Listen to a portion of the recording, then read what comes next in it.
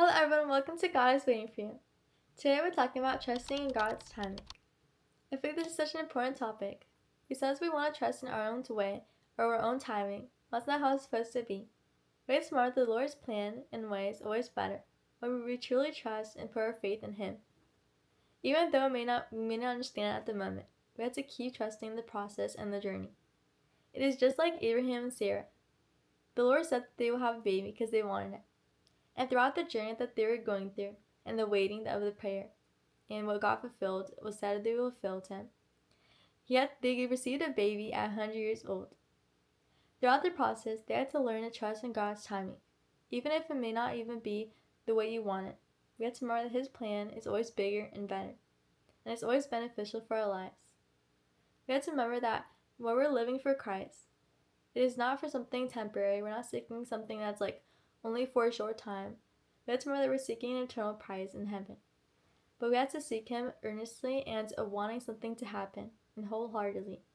Because when we only give Him a part of us, the Lord can't only work with a part of us. He has to work with your all. It's just like the 12 disciples.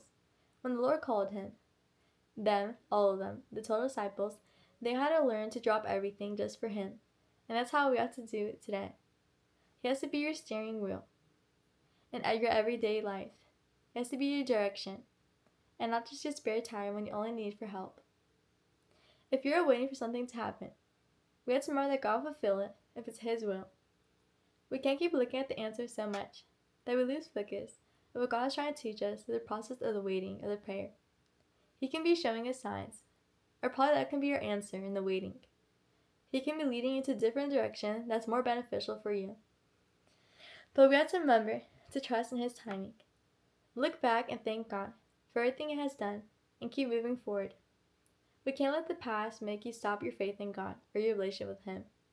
When we keep looking back, it holds us from keep moving forward, like our past sins, guilt, and everything we did. We're never going to move forward with God if you keep holding that and carrying that along with your journey with God.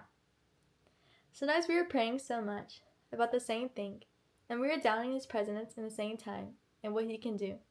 It can't be in our time. With one prayer, He can fulfill anything you want, but you have to believe it. Another verse I want to say is in Mark 10:27. It says, Jesus looked at them intently and said, humanly speaking, it's impossible, but not with God. Everything is possible with God. We have to remember that even though it may be hard in our journey with God, everything is possible when you have Him by your side always and at the center of your life. Because it's just like David. When he kept God in the center, he didn't care about what others said about him when he was going to fight Goliath. He had faith and he believed it would happen because he had God by his side. He had Him in the center. While others making fun of him, they didn't prioritize Jesus in the way David did. Why not trust the Lord, who made the seas open for Moses, gave Abraham and Sarah a child at 100 years old, made the animals, us, and so much more. In the middle of our circumstances and our whole life, let God be your direction and your steering wheel in every decision, life choices, and tough moments. We have to remember that His plans will never fail. In Proverbs 16:1 it says, we can make our own plans, but the Lord gives the right answer. Without Christ and trusting His timing, our plans will always fail because we don't have our foundation built on Him. We don't have our house and our community and our system and what we're looking at, what we're filling our mind with on Him. This is just like the verse says, the Lord gives the right answer that will lead to eternal joy and peace. But are we really trusting in Him throughout the journey? Are we really believing that He will make the promise come true in the prayer? Sometimes it might not go our way, but tomorrow His plan is always bigger and better. This is just like King Saul. The Lord called him to be a king and guide His people. But King Saul kept trusting in his own timing and his own plan, and that's what led him to a whole other path. He was going on the right path, trusting in God in everything. He was faithful to the Lord. But with that situation and trusting in his own way, that led him to a whole other path. And that led to a new becoming of a king, which is David. We have to remember to always trust in the Lord's timing.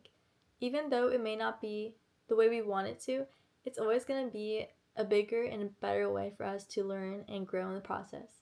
If we really want to seek a relationship with Him, it's always going to have to be through the Bible. That's to be our daily bread in our life. A verse I want to share before I end this video is in Ecclesiastes 3:11. He has made everything beautiful in His time. We have to remember that even in the tough situations and tough moments that we are going through, to always trust in God's timing. I hope you all like this video. Bye!